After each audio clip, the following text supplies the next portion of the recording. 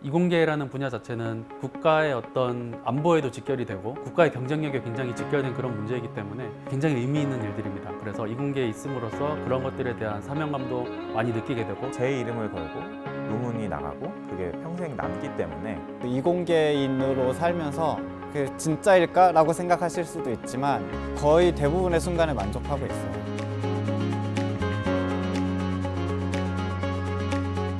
한국과학기술연구원 뇌과학연구소 뇌기능연구단에서 신경과학을 연구하고 있는 남민호입니다. 네, 저는 한의대를 졸업하였고 한의사 국가고시를 통과해서 한의사 자격을 갖고 있습니다.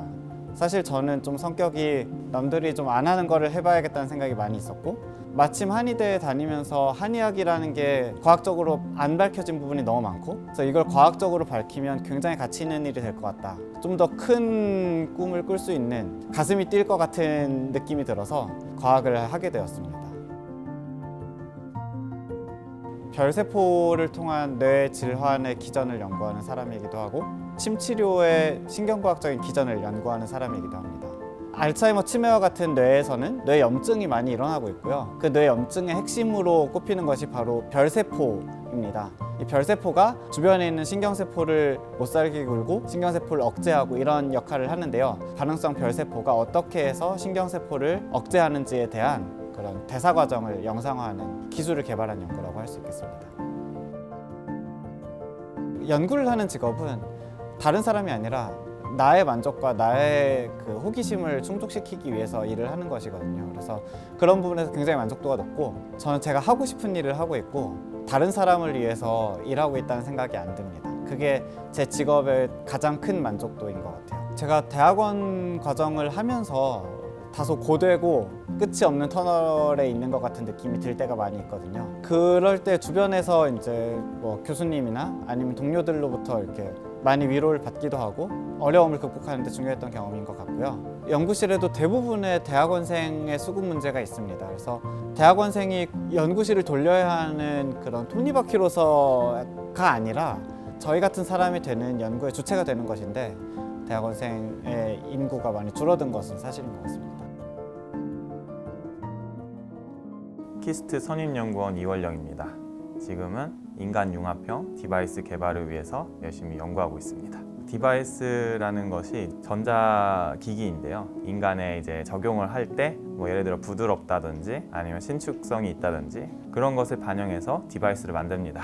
인간과 융합된 디바이스라고 표현을 하는데요. 대사질환 환자들도 모니터링을 할 수 있는 거고 매번 병원에 가서 피를 뽑고 이렇게 측정하는 것이 아니고 집에서 이제 데일리하게 모니터링을 통해서 정보들을 지속적으로 가능하게끔 만드는 것이 저희 연구 목표고요. 저는 대학원생 때도 연구직을 갈 생각이 없었어요. 대학원 생활 과정 중에 이제 마지막 졸업할 때쯤 되니까 이게 재미있는 거구나 라는 게 조금 느껴지기 시작했고 굉장히 즐겁더라고요. 그 연구하는 것 자체가. 그래서 생각이 바뀐 거죠. 네, 연구직을 지원하게. 한국에서 보면은 공동 연구를 정말 수월하게 자유롭게 연구자들끼리 많이 하는 것 같더라고요. 그래서 저도 쉽게 말을 건네서 같이 하자고 하면 흔쾌히 수락을 하는 경우가 많이 있었어서 그런 점이 좀 더 좋은 것 같습니다.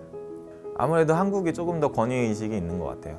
굉장히 교수님들께 조심스러워하고 예의 범절을 잘 지켜야 되고 교수님이 그냥 지나가다 한 말도 명령처럼 받아들인다든지. 안녕하세요. 저는 한국과학기술연구원 양자정보연구단에서 선임연구원으로 재직하고 있는 이정현이라고 합니다.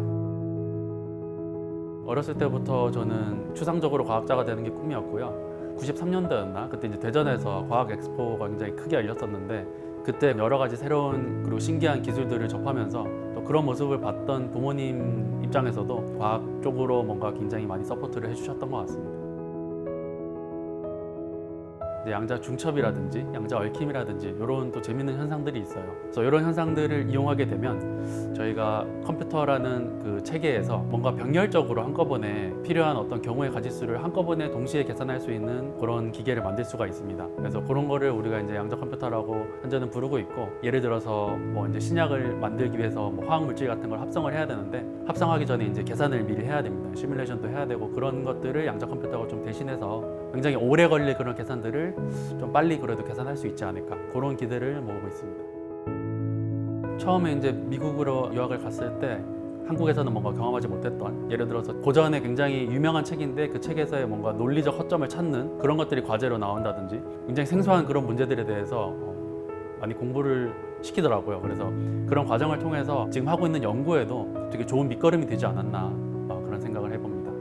제가 이제 수학했던 미국에서는 뭔가 취업이라든지 뭔가 이런 그런 취업적인 성과, 가시적인 성과 그런 것들보다는 연구직이 됐든 뭐 학교가 됐든 여러 가지 이제 갈래들이 나올 텐데 정말 뭘 하고 싶은지, 미래에 뭘 하고 싶은지를 좀 찾아갈 수 있게 도와주는 그런 도움을 좀 받았던 것 같습니다.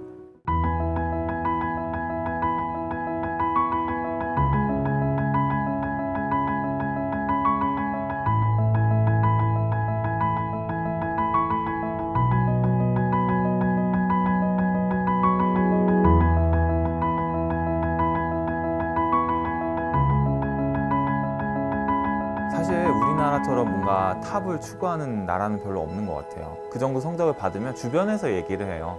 의대 지원할 거지? 아니 학원 선생님이나 뭐 학교 선생님이나 부모님이나.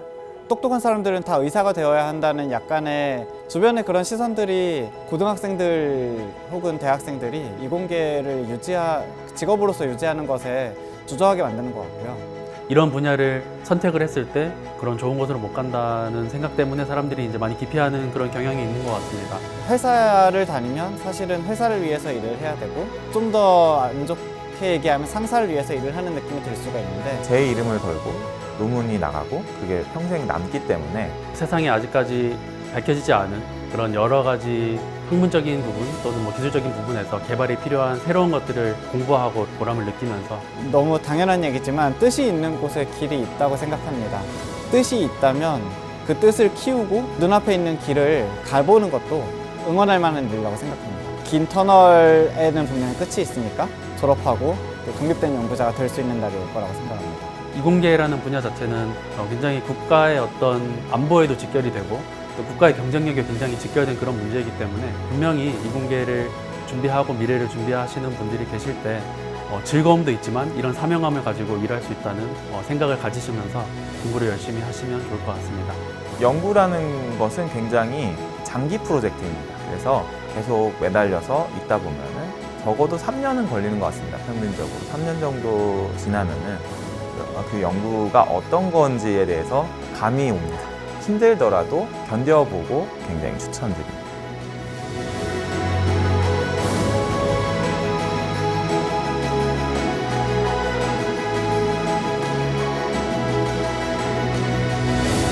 이공계 이공계 이공계 어때? 어때? 어때?